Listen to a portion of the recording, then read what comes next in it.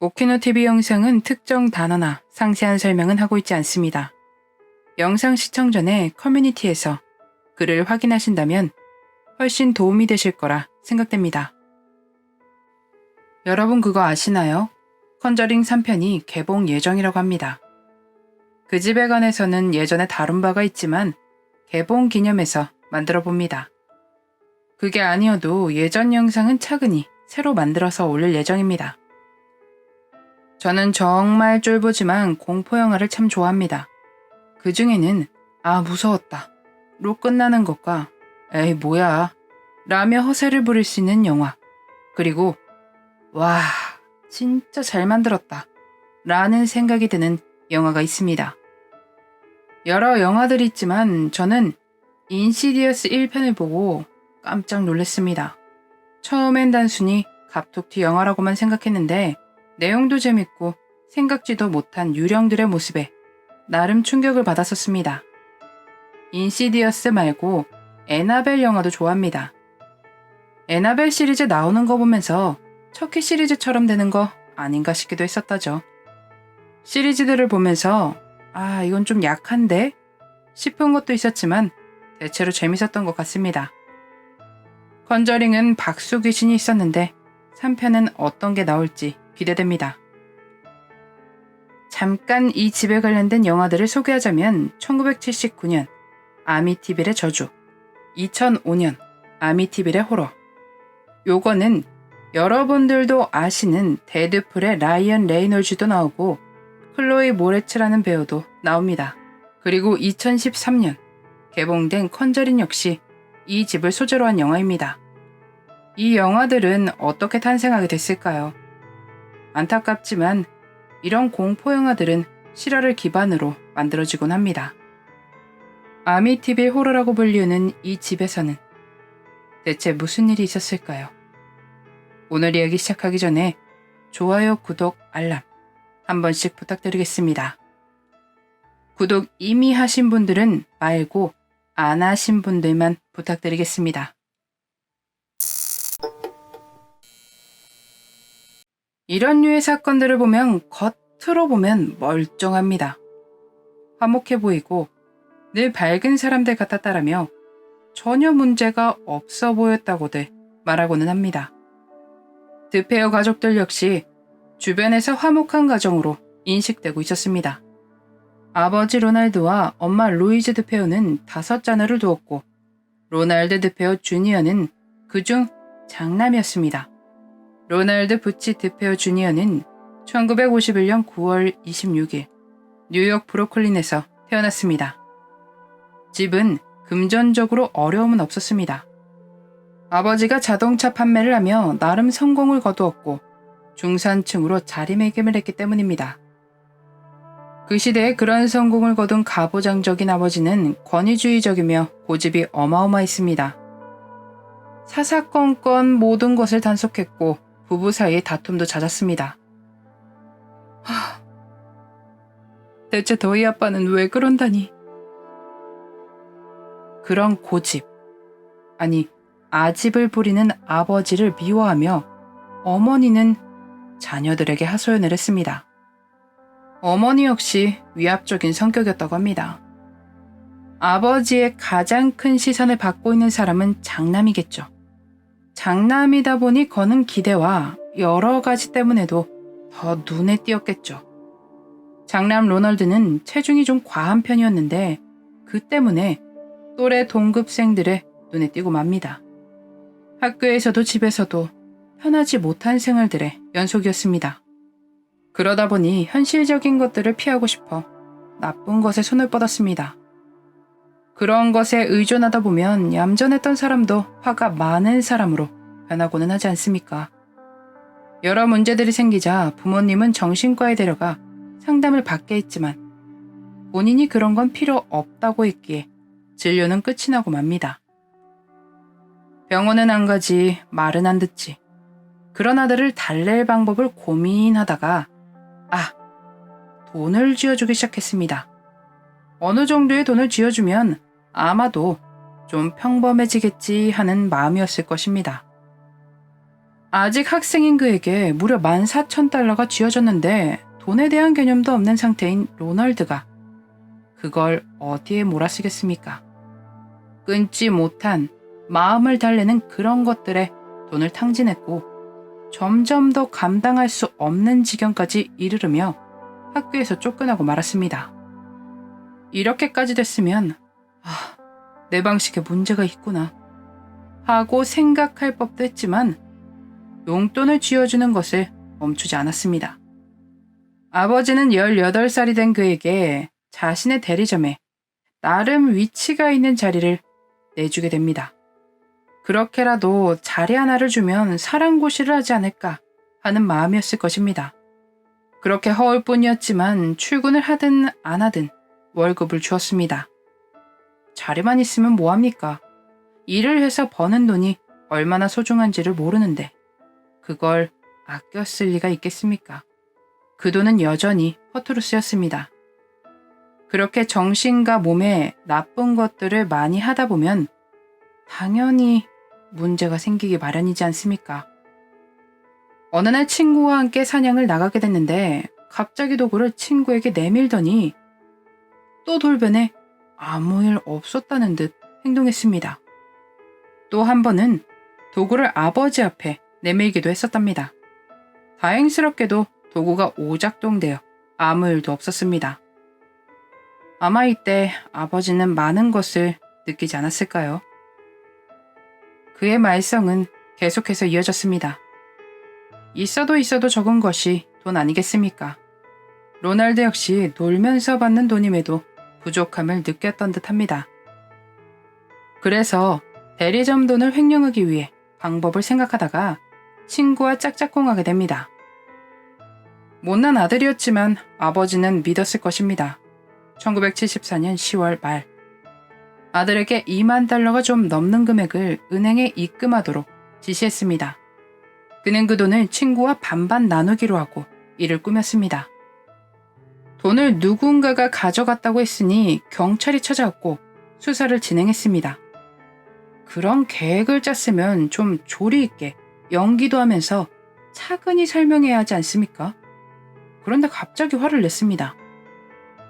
그 모습에 그가 의심되자 경찰서로가 용의자 확인을 도와달라 부탁했습니다. 하지만 로널드는 경찰의 요청을 거절했습니다. 아들의 그런 이상한 태도에 아버지도 슬슬 의심이 되기 시작했습니다. 아니 왜 경찰이 협조하지 않는 거야? 아버지가 로널드에게 물어보자 로널드는 씩씩거리며 화를 냈습니다. 아마 일전에 있던 일도 있으니 아버지는 그냥 묻어두기로 한 건지도 모르겠습니다. 이 일은 그렇게 좀 흐지부지하게 끝나게 됩니다. 그렇게 시간이 흐르고 모든 일은 11월 13일 일어났습니다. 집에는 아버지, 어머니, 던, 앨리슨, 마크, 존이 각자의 방에서 잠들어 있었습니다. 로널드는 도구를 챙겨 들고 그들의 방에 들렀습니다. 차례차례로요. 그 모든 것은 15분 만에 끝이 났습니다. 로널드는 샤워를 하고 옷을 갈아입은 뒤에 증거가 될 만한 것들을 베갯잇에 모아 담은 뒤 출근길에 있는 배수관에 버렸습니다. 새벽 6시에 그는 대리점으로 출근을 합니다. 평온한 모습의 그는 평소와 다름이 없었죠. 이상한데? 아니, 왜 아버지가 출근을 안 하시지? 그는 아버지가 출근을 하지 않자 그를 염려하며 집에 전화를 걸었습니다. 당연한 이야기지만 아무도 받지 않았죠. 그렇게 무료하게 시간을 보내던 그는 지루했던지 정오쯤에 대리점을 빠져나가 친구들을 만나 시간을 보냈습니다. 아니, 이상해. 가족들이 연락이 안 돼. 아무도 물어보지 않았으나 로날드는 친구들에게 가족들과 연락이 닿지 않는다고 어필을 합니다. 그 후에 그는 집으로 돌아갔습니다. 오후 6시, 그는 친구들에게 연락해 자신의 집안 상황을 설명했습니다. 본인이 그렇게 만들어 놓고선 정말 무섭습니다. 친구들이 로널드의 집에 도착했고 그들이 경찰에 연락을 했습니다. 출동한 경찰들은 혹시 의심 가는 사람들이 없는지 로날드에게 물었고 그는 아마 뒤쪽 어두운 세계의 사람이 관련이 있을지도 모른다고 대답합니다. 아버지가 딜러 일을 하며 아마도 그들과 트러블이 있었던 것 때문에 그런 것 같다고 설명했습니다. 저는 새벽에 TV를 보다가 잠이 너무 안 와서 그냥 일찍 출근했거든요. 라며 자신의 알리바이에 대해 말하기 시작합니다. 경찰은 수사를 진행하며 혹시 모를 일에 대비해 로날드를 보호하기 위해 경찰서로 데려갑니다. 이웃들 모두 별다른 소리를 듣지 못했지만 드페오 집에 개가 짖는 소리는 들었다고 증언했습니다. 수색을 진행하던 경찰들은 집에서 수상한 부분들을 눈치챕니다. 가족들에게 일이 일어났던 추정 시간이 로널드가 말한 것보다 분명 더 일찍 일어났으며 로널드가 얼마 전에 구입했다는 도구는 상자만 있을 뿐 안에 내용물이 없었습니다. 가족들은 잠옷을 입고 있었기에 출근 시간이 아닌 그보다 이전에 일이 일어났다는 것이고 그러면 그때 분명 로널드 역시 집에 있었을 것이라는 결론이 나왔습니다. 이런 부분들에 대해 질문을 하기 시작하자 로널드는 자신이 주장했던 이야기들을 바꾸기 시작합니다. 그러니까 뒷세계에 그 사람들이 찾아와서 저한테 도구를 들이밀고는 모든 방마다 저를 데리고 다녔어요. 저는 모든 걸 지켜볼 수밖에 없었다고요. 이런 거짓 자백을 이어가다가 더는 감당이 힘들었던지 그는 진실을 말하기 시작했습니다. 한번 시작하니까 멈출 수가 없었어요.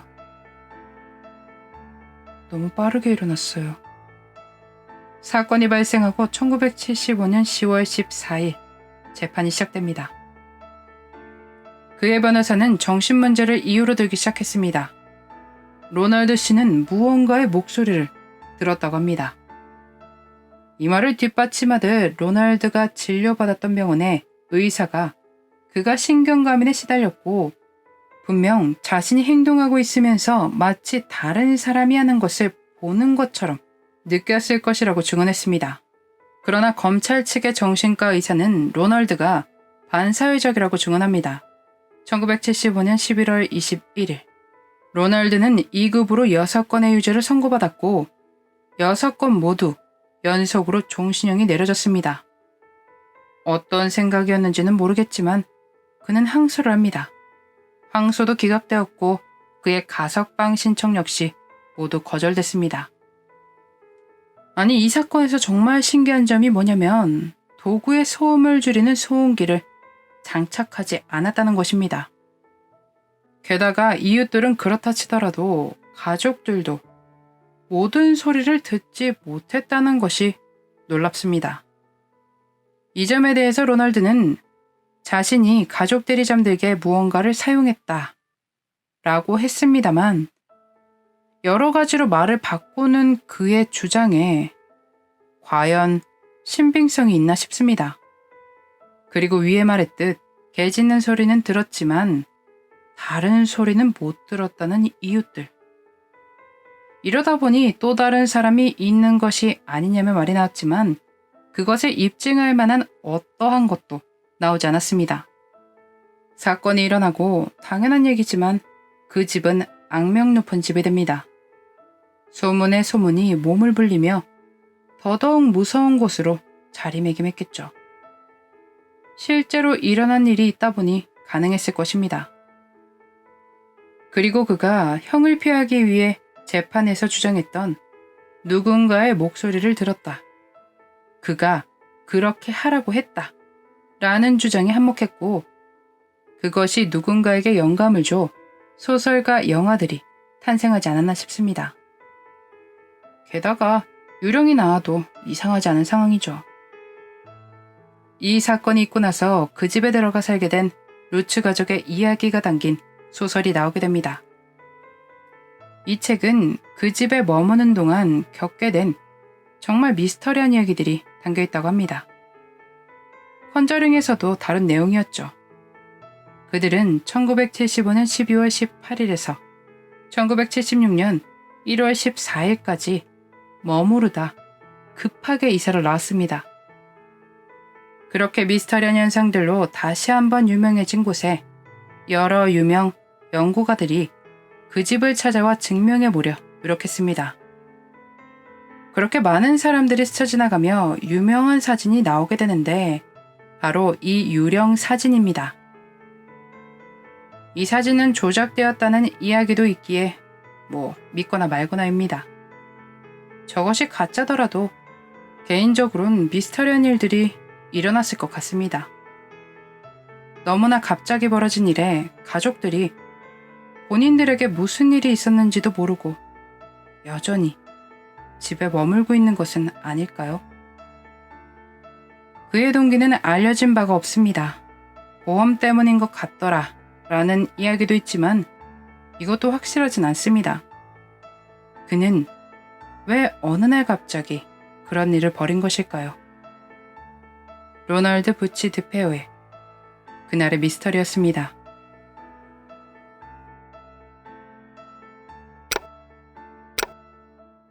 마지막까지 시청해주셔서 감사합니다. 좋아요와 구독은 저에게 큰 힘을 줍니다. 오늘 하루도 수고하셨습니다. 좋은 밤 보내세요.